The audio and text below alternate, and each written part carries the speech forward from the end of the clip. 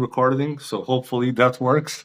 So yeah, I'll just roll with this Prospect MMA podcast here, joined by Paul Fitzgerald, veteran of the MMA, from the IUR show. Like most of your fights all happened there. How are you doing, bro? All good, brother. How are you? Good, good, good, good. Yeah. Happy The that Port, hopefully this the Port, works. you're Portuguese, yes? Yes, correct. Yes. The wizard, Cristiano Ronaldo, Yeah, the yeah, GOAT. yeah. Thank you, thank you. Funny story. I've met his sister once. Um, yeah, in the Madeira Islands. I used to work for the Barclays Bank whenever I was 20. And yeah, they were one of my clients that I got to join the bank. So yeah.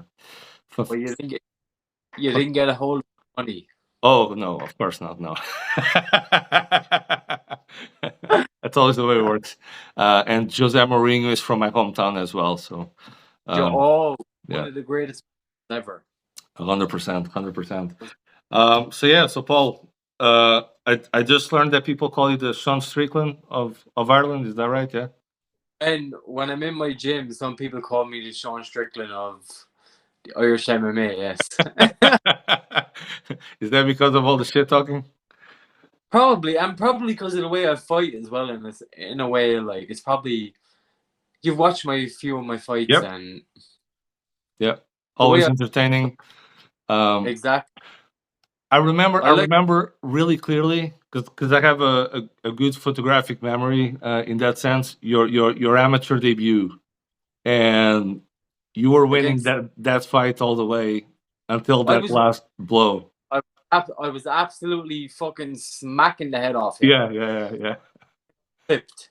Yeah, I remember that clear as day because it was like such a wow out of nowhere And you even watched that lad's fights back. I was the one that dominated him the most. from all these fights. From all his fights, I Yeah, dominated him the most. I got clipped. yeah, yeah, yeah. Which can Everyone happen. I train with some of the best amateurs, like Conor McCarthy, for example. Yes, He's definitely the best amateur in the country. 100% he is. And I hold my own against him when we're training. wow. I know how good I am. Listen, he's better than me, but I hold my own against him. Yeah, I that's it. Like I know how good I am. My training partners know how good I am. I have got I've never took an easy fight in my life. I could have went through my whole amateur career of taking easy fights. I've never done it though. yeah, I always test myself. Always. Always. And I will always want to do that because when you turn pro, it will stand to you. Because 100%. Yeah. when you turn Hats I off to believe you for doing that. I believe I believe when you turn pro, fights get easier at the start, if you get me. I Yeah, believe like your first like 5 or 6 pro fights are easier than your last 5 or 6 amateur fights, if you get me. I believe that. right? I be- I'll give you an example on that is you see the lad in Bellator, Kieran Clark. Yes. His his amateur record is like 15 and like 16 or it's something crazy like that. Nearly 30 fights. Yeah, I think it is. Yes. Yeah, but he's always fought the best at amateur. That's right. Always. And he's lost a few, he's won a few, but he's always fought the best. And when he turned pro in Bellator, he's like 7-0 now, 8-0. 8-0, I think. 8-0. Yeah. Yes. Yes. 7-0. I always watch this. Listen, even Peter tells me about myself. Like I know how good I am. I Peter know Quelley, Peter. everybody, just for reference, if you don't know who he's talking about. Peter Quelley, he's coach SBG NAAS. Yeah. He's my coach. He's my head coach. He's told me how dedicated I am to the sport. I will fight in a big organization. I know I will. I know how 100%. good I am. Yeah. Your, How your, good your, I am. your striking is really good. And there's that reel that I've captured from you, dropping the dude with just one punch. Again, another good fight that went to decision, I believe, and then you lost the decision. Am I right on that one? Which The guy from the Houlihan gym, the guy from And, Germany. What's his name? oh Shit. yeah, Daniel Kempfert. Yes. And listen, I believe I won that fight. Yeah. I was surprised. By the decision. Yeah. I believe I won that fight. But listen, all my fights have been. It's never like I've lost a lot and I've won one, but it's not like I've ever got dominated in a fight. Yeah. Again, being clipped is like, if anybody goes and watches the fight, you were completely dominating that fight. And then I think that's part of the beauty of the sport, right? Things can change just like that. One wrong move, one wrong step, it's your fuck up. That's it. You're done. Right? That's what we sign up for, man. That's That's what we it. sign up. That's it. We especially that amateur, we pick up this brain damage for free. That is so true. And I'll tell you, I'm definitely a bit stupider than I was before I started fighting. Now that's funny that you say that, because I was going through your posts today, and you posted about CTE.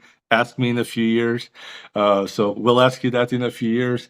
But then another post came up, which was really unusual, which was, I believe, a screenshot of a text message of, I'm going to assume, Nikki Gordon's head coach, Rodney. I'm assuming. I don't know. It doesn't show.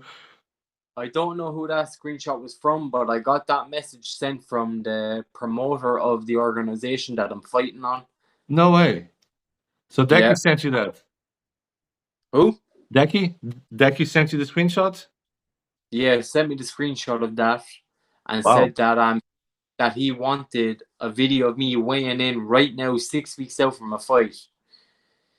And I'm not gonna lie, I didn't want to send the video because I thought it was going to be heavier than I am. But I weighed myself down. I was like, I'm only 78 kilo. Yeah. I thought I was going to be 80, 81 because I usually walk around like 79 kilos, say, and then I cut to 73. Because I'm a type 1 diabetic. I'm the same. Me and Conor McCarthy are type 1 diabetics. I didn't know that. I knew that Conor McCarthy was, because I had him on the podcast and he told me. I didn't know you were too. Yeah, I'm a type 1 diabetic since he got it when he was 19. I'm a type 1 since I'm 7. So I have it nearly 20 years. Yeah. So Wow. So I'm a type 1. So we don't cut much weight when we're fighting because it affects insulin. You understand all that. Yes. 100%. He was, since this and Decky was like, I know you're a type 1, and I said this to him, but he wants to see a weigh-in video. And I was like, I've never done this before. He said, Decky said he's been fighting 20 years and he's never seen anything like this. Never. He's never got a fighter asking 6 weeks out from a fight to say that he wants to see what my weight is now. And I didn't want to send it because I thought I was going to be about 80. When I weighed myself, I was only 78. I was like, and hold on, the fight is going to be at super lightweight, which is 73, right? 72.5. 72. Yeah. So it just doesn't make sense to me. Like, why would you care what your opponent weighs 6 weeks out if on the day of the weigh-ins you both have to be the same weight? So surely it doesn't matter what you weigh. You know, it's just on the other side of Christmas. You could be a fat fuck for all we know right now. Right? It doesn't matter. It doesn't matter. Yeah. He just doesn't believe in himself. That's the problem. No matter, like, I've lost a lot of fights and some fights that I should have won, but I always have that belief in myself that I can beat anybody from 70 kilo to 75, 77. I can beat I know I can. Yeah. If I today, I can beat anybody at that weight. I know I can. 100%, yeah. I know I can, and I don't believe, but there's going to be a day that people are going to see it. There's going to be a day when people are going to see that how fucking good I actually am. Yeah, no, like I said, I've been there from your amateur debut, and I think it was only the last 3 fights that I didn't get to watch. So I can definitely see beautiful striking that you have, great technique. So again, there was some fights that you could have easily won, you know, but that's what amateur is about, you know. the people that I'm fighting have been like doing martial arts their whole life. Mm. I've only been doing martial arts 4.5 years now. I Really? came from like, yeah, I came from playing fucking, look, Tipperary. I came from playing football, soccer, Wow. and hurling. Here, I've only been doing arts for 4.5 years now, and I'm just I'm gonna fighting crack a against. beer, okay? If you don't mind. Yeah. I was gonna do I that wish on the live, but there you go. Shout I out to wish Hellbent for sending me the beers. I wish I wish I could have one. Imagine I had one tonight. I'd probably have fucking Nicky Gordon saying he's drinking beers. He's heavier than he should be. That is You so can't weird, dude. That is so weird because do that. I've seen Nikki fighting, right? That that cunt's nearly old enough to be my father. How That old cunt, is he? I know he's like fucking 37, 38. Okay. So I'm I'm 35. I'm gonna I'm gonna smack him around in front of his kids and show him who daddy is. That's what I'm gonna do. Nice But one. I don't believe I fight him. I don't believe I'm going to fight him. I think he's going to pull out, to be honest. And I feel like I'm going to fight someone. I told Decky I'll fight anybody. And that's why Decky always gets me fights. Because he told me he has that respect for me. He said I'd fight Oh, anybody. I'd 100%. Yeah. That is always such fight. that is such a great attitude to have for this sport. Anyone, anytime, anywhere. Like people respect that. If you're in MMA and you're looking to get an easy route, you shouldn't be in the sport. Because in the end, you'll get found out. That's what's going to happen. 100%. Yeah. That's it. That's exactly it. Especially amateur, you should be taking the hardest fights you can get for the experience. Yeah. Yeah. Oh, I'm And 100% with you. I believe that I can beat anybody in my division. I know I can. It's not that I believe. I know I can. I know I can. I know how good I am. Would you then? Even my Yeah. Sorry. Go. people give me. People talk like people try to say that I'm a striker and this. My fucking grappling is very good, but people just don't see it. I haven't seen it yet. Yes, I'd like to see it. My grappling is very good. Yeah. My grappling is good, but even when there's sometimes I was only doing a sparring 2 weeks ago. I was doing like a simulation fight like 2 weeks ago. Yeah. And Peter was why don't you use your grappling? I just don't like grappling. I like fighting. Well, grappling is a part of MMA, so yeah. But standing and scrapping is what you fucking want. Yeah, of course, yeah. But then again, you can always go the route of kickboxing and stuff where it's just standing, right? Or Muay Thai, and it's just standing that way. However, there are definitely styles of fighting that suit what you're describing, like Alex Pereira, fucking striker, just stays off the ground, and that's it, job done. Even if you watch his striking, Uh-huh. it doesn't hitting pads. It doesn't look very like technical, but it fucking works. It works, yeah. So it doesn't matter. Hitting pads, he's like leaning into shots. He's like. But that's where his power comes from. If you think about it, like his whole body is going into that punch.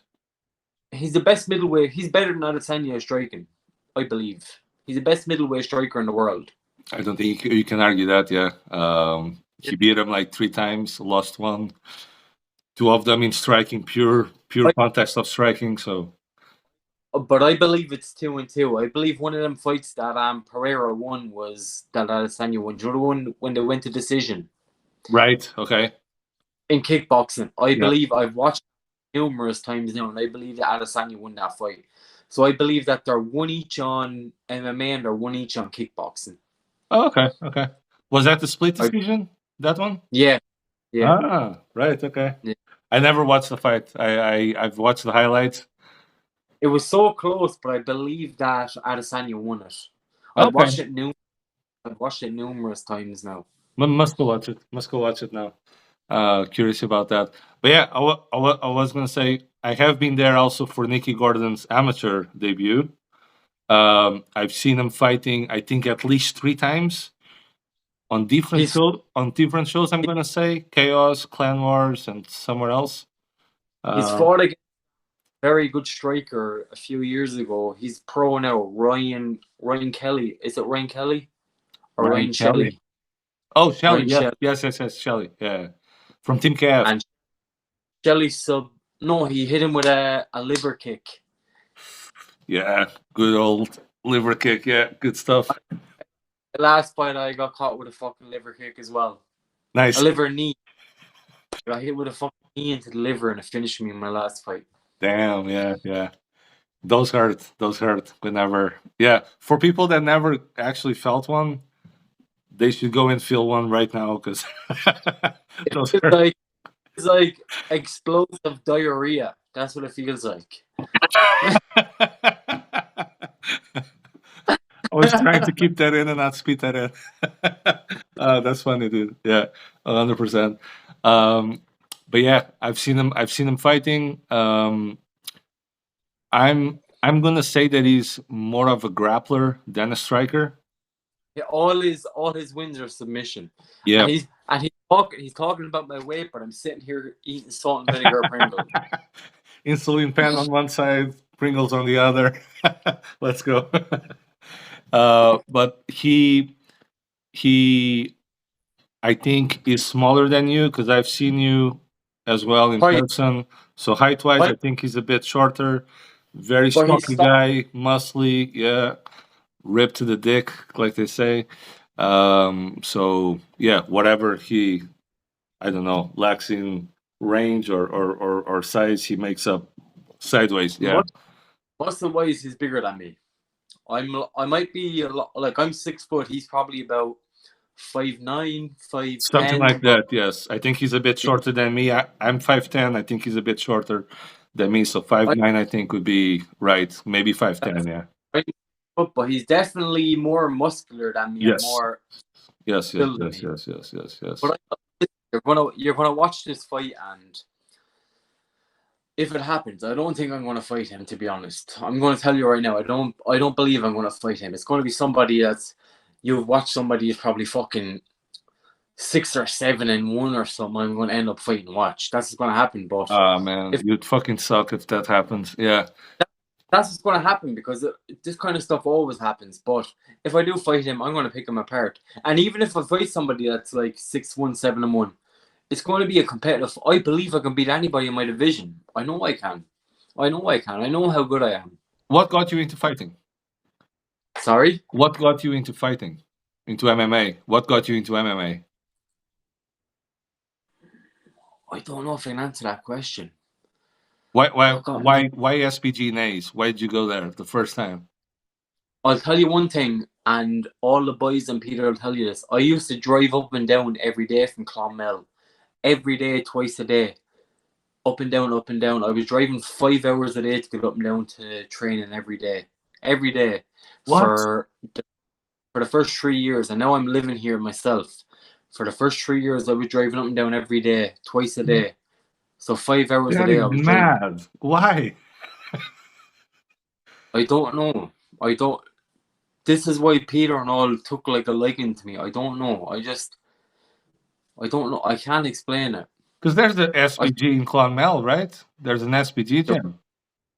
Yeah, but you never go there. You never went there. I don't wanna say anything. But listen, right? I'm in the right gym. I'll say that I'm in the right gym. Right. Okay. And I used to be Peter and all will tell you. I used to be driving up and down every day up and down. And Peter said to me, Peter sent me a message one day, and he was like, "You remind me of myself when I was younger. You're going to fight 100% on a big organization." And I've always believed that in myself. Yeah. Okay. Peter said that to me before, and I've always believed that. And even when I've been in sparring with fucking Peter. I've been in sparring with Conor. I've been in sparring with Conor McGregor, and I saw that. How was that experience? Crazy. Crazy. Fucking crazy. I was in doing a few jiu-jitsu rounds with him, like, I'd say a year ago, and I was only... He didn't get me into MMA, though. Chuck Liddell did. Chuck Liddell? Chuck Liddell and Tito Ortiz, their second fight. Nice. Got me into MMA. But yeah, and I'll give another shout out to my brother, Jonathan Fitzgerald. on the 17th of February, he's making his professional bare knuckle debut on the 17th of February Where? in Cork. Nice. That's the same organization that Phil Campbell, I believe, won the title. Yeah, Yeah, right. and my brother is a big 100-kilo fucking jack motherfucker. Wow, really? Yeah, quite a heavyweight, big fucking. But That's what I still weigh remember right now. 100 kilos. he's good, but he's not. But listen, the lad is fighting. He's gonna fuck him up. It shouldn't be happening. To be honest, it shouldn't be happening. Right. Okay. It should be happening. But look, it's his debut as well, and the other lad, I think, has had 2 fights, so it's. But A bit even. Okay. Good stuff. You have to let me know how that fight goes. I am becoming more and more of a fan of the bare knuckle stuff.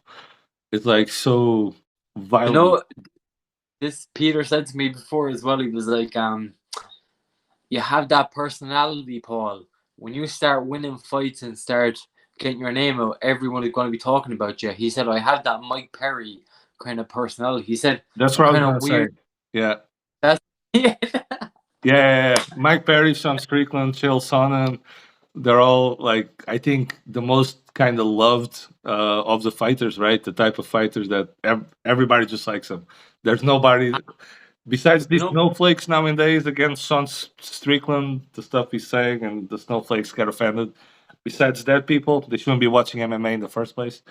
Everybody else loves them, so.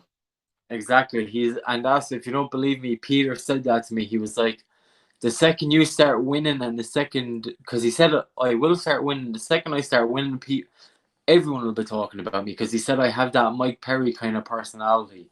Yeah, that's awesome, man. And that's why I don't know who it was, but somebody's like, oh, why are you having that guy on? He's only 1 in 5 prospect, blah blah blah. I'm like, that You've like watched me. At amateur, for one, it doesn't really matter because it's amateur, and then second, do I see something in him? And the answer is yes, I do see something, which I've told you before, just now as well on the episode. Like, you can definitely see that some of the fights could have easily gone your way. I've seen the domination, I've seen the striking, so the record is just a record, So there's 2. Okay, you have a choice right now.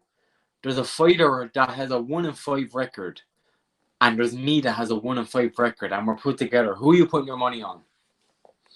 You? 100. Yeah. 100%. Yeah. 100 fucking percent. That's it. I know how fucking good I am. Like, you're not going to believe it. There's going to be a day when you see, like, what I'm talking about right now, where I'm just going to fucking shoot like that. There's just going to be a day like that, and people are going to be like, it's a turn of a leaf, right? And we've seen this with fighters before. People look at records at amateur and like, it shouldn't be like that. Yeah. That's why that's why to me it doesn't really weigh. Whenever somebody says that to me, I'm like, you obviously don't know what you're talking about. You obviously don't follow the sport. You obviously haven't seen the fights. Like, so. It'd be different if I was a pro and I was 1 in 5. Then exactly. Yes. Yes. If I was exactly. Like, okay, look, he's a fucking, what do they call? What do they call someone like that again? A tomato can. No, but they have a name for him. They have Can crusher. I don't know. In boxing, it's like there's a name of boxing for it. Oh, the journeyman, right? Exactly. Yeah. Exactly, journeyman. Yeah. If I was a pro and I was like that, you'd be like, okay, he's a journeyman. He's only making money to do this. Yeah. But the difference there is that you cannot erase your pro record. Once you have it, you have it. That's it. Done. It's yours. But the amateur, as soon as you turn pro, that goes away. So you're back to all in all. So that's the only reset button you're allowed to hit, and you can only use it once, and that's it. Reset. Exactly. But you should be taking the hardest fights you can at amateur. Yeah, 100%. Yeah. When do you think you will turn pro? Have you had these conversations yet, or do you envision anything? Like, do you want I to fight haven't for a belt first as an amateur? So, like, do you want to string a few belt wins together, fight for a belt, then pro? Like, what's your plans? belts belts at amateur don't matter to me. Belts They don't, okay? they don't. They don't. You see, you look at the likes of like Ian Gary. Has he won a belt at amateur? I don't think so. I think he won the Clan Wars, but I could be. I think he won the. Hold on, I'm trying to think. I think he won the Yeah, Cage Legacy kickboxing belt. I think that's the one. exactly. That's what I'm saying. You don't remember like him being like an amateur champion. Yeah, no. Yeah, no. And now look at him. Yeah, well, yeah. Yeah. Even I Kieran don't want to Clark. talk. Kieran Clark uh, fought on the IMAPs and everything. I don't think he really won that many, if any, titles as an amateur. This is the thing as well. I don't want to go that route because there's a lot of people that have been in MMA since they're like 16, 17, 18, and I didn't start doing it until I was 22. So I got in a bit later while I was now. So I'd probably say another year, I'd say, and Okay. then a professional. That's what I want to do. Another 1 year of like probably getting 8 or 9 fights within that year at amateur, and then Damn. That's savage, yeah, dude. That is savage. 8 fights that at that's amateur. fighting nearly every month. Yeah, probably. Well, some like in between, and then like a space. It depends on organizations as well, with Yeah, weight cuts and stuff. of course. But I'd say about 8 fights, another 8 fights, and then I'll be looking at where I am in there, how much I performed in them 8 fights, and I Yes. want to see my. But I believe within them 8 fights of my career, I believe that I could go. I believe I could go professional now and beat a lot of people that are pros. That's what But you want. but there is a lot of cans at pro. Do you get me? There's a lot of people I could just jump in with. Yeah. But there's Yeah. a lot of people that are fucking better than a lot of pros. People will tell you that too. Look at Conor McCarthy, for example. He's still an amateur right now. He's He's still about to an turn amateur. pro, right? I think. He's not pro yet, but Not his yet. next fight is. Yeah. But he's amateur. He's still amateur. And he's better than a lot of pros in his division. I am looking forward to his pro debut, and then seeing what he does. I spar with him, and me and him have had there was one time he broke my nose twice. Nice. But before the Andy Mooney fight, he broke my nose 2 weeks out from the fight, and I still went into the fight and Fuck. had an unreal performance against Andy. Yeah. But there's times me and Connor have had that's how I know how good my level is. Right. Because I know how good Connor is. Yes. And me and him, very good spars. That's how I know how good my fucking level is. Can I ask you this question then? What do you think is the difference then between you and him? You obviously train in the same place, same coaches, same training sessions. Why does he get in the cage, for example, and goes on this trajectory where, strings a bunch of wins, fights for a bunch of titles, and you go on this other trajectory where, get clip on one fight, decision doesn't go your way, whatever, blah, blah, blah. What, like, have you thought about this? And what do you think? I just think it's destiny in a way. Destiny. Okay. Yeah. I think it's destiny in a way. I believe that people are built in a different way and people are able to handle things in different situations. And I believe Connor was destined to do what he's doing. That's destined to do what he was doing. And I believe I'm destined to do what I'm doing because there's a lot of people that would be in my situation now. If they were doing what I'm doing, they'd quit. But I'm not going to quit. 100%. Yeah, they would have given up by now. Yeah, that's right. They quit. Yeah. But I believe Connor is destined for that. This is Connor's destiny is what he's doing. And what I'm doing right now is my destiny. So I believe 5 years from now, I'm going to be up there too. I know I will be. But I believe it's destiny. If you want to ask me that question, it's destiny. This is what happens in life. I believe everything happens in life before it happens, if you get me. Wow. Yeah. That reminds me of a saying. I can't remember the saying precisely, but if you're in rough waters or deep waters or something, That's trust how that. you find out who you are as well. Yeah, that's true. But the saying goes like, trust that God put you in those waters because it means your enemies can't swim in them. So like you're destined to go through those rough waters. So don't complain when you do, because that means there's a bunch of other people that couldn't be doing what you're doing or You're handle what doing you're doing, you know? exactly. Yeah. I'm sure there's fucking millions of people have been in the same situation as me right now, and they quit. And I'm sure they could have went on to be something great, but they quit. They didn't have the perseverance to continue. Yeah. Exactly. I'm sure there's millions of people that have been in my situation before they died, or before they're probably still living now, but they were probably in my situation before, and they lost and they lost and they lost, and they probably won a big one against somebody that was very good, like I done, and they quit. Yeah. They kept going. They could have became what they could have became great.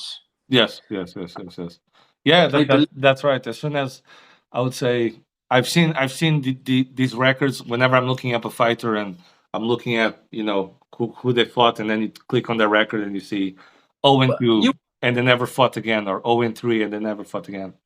And can I say one thing to you? You watch the lad that I beat, Yusuf. You know Yusuf Oh yes. Ukazin. Yeah, beast. Last fight against Blaine McGill. Yeah. Blaine is very good. And that One of fight the could have best in the went country. Yeah. that fight could either way. And I beat it, Yusuf. That's right. Yeah. I beat Yusuf. Yeah. But I believe I beat Yusuf more convincingly than Blaine beat Yusuf. Yes. Okay. Yes. I see what you mean. Yes. What won that fight for Blaine was he caught him with a big right hand and he put him on his arse. Beautiful right hand.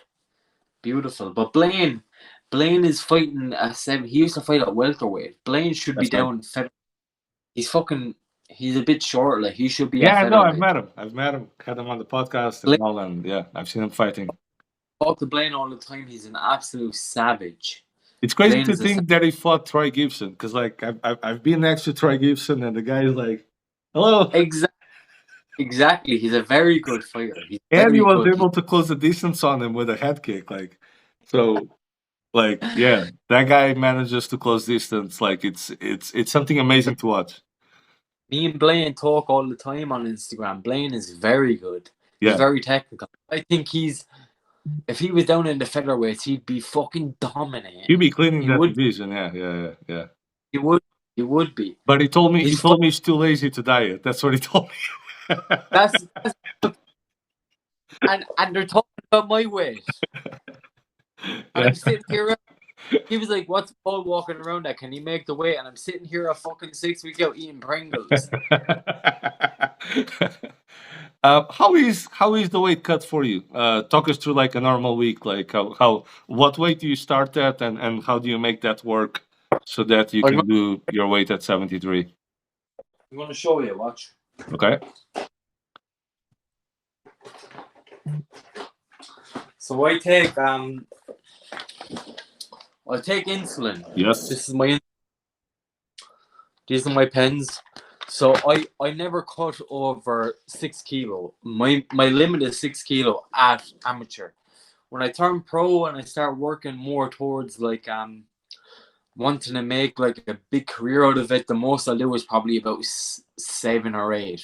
Right. I won't more than that though. So I'll fight at lightweight as a professional. So that's why I'm getting catch weights now at like 72, 73. Just to have that like experience. Gap in between, like yeah.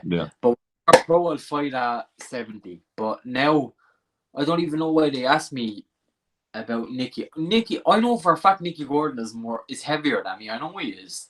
Yeah, he probably cuts a lot of weight to make that weight. Yeah, like jacked. Like I'm not skinny, but I'm not jacked. Yeah. Do you get me? Yeah. I'm not No, Joel Ramirez. the guy's Stuff. absolutely like ripped. Like I think he has like a fucking 8-pack or something. Yeah. Exactly. But there's one picture when I was fighting against Yusuf. When I won the fight, I was tense as fuck, and I looked huge in it. Yeah. Who took it? Do you know the lad from Northern Ireland? The photographer from Northern Ireland. Not Bloody Shamrock. Yes, he took a picture of me when I was tense after winning the fight, and I look about fucking 90 kilo in it. And I was like, I'm not that big. That's body dysmorphia. Yeah.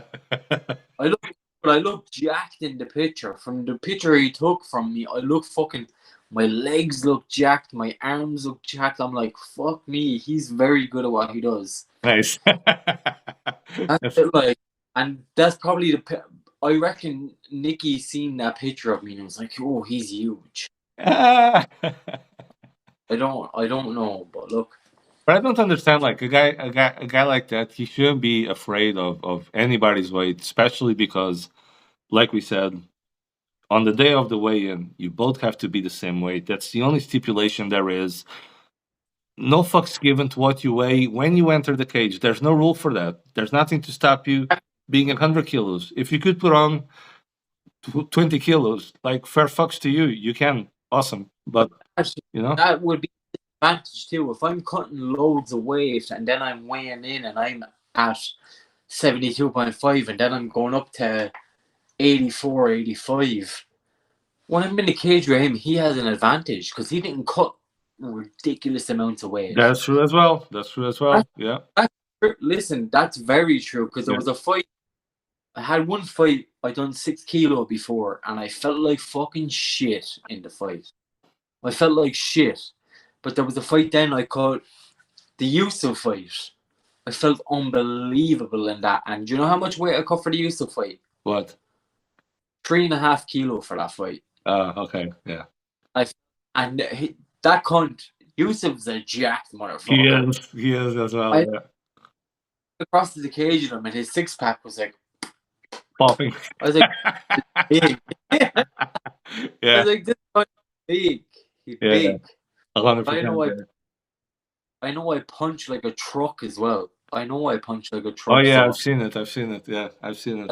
I haven't felt it, thank God, but I've seen it. 100% here.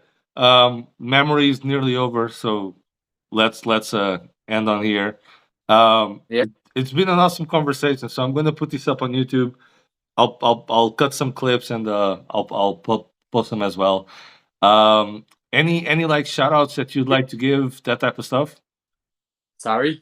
And any shout outs that you'd like to give to, teammates, sponsors, anything like that? I just want to give shout out to my gym, SBG NAAS, for always being there for me. I want to give a shout out to Peter Quelley for always believing in me. I want to give a shout out to my teammates, Connor McCarthy, Dewi Harrison, Sean Burrell, another one, just for always being there for me. And I want to give a shout out to myself for having one of the most vicious right hands in my division. Nice one. Looking forward to seeing you in action. March 3rd, IUR 10, right? March 3rd.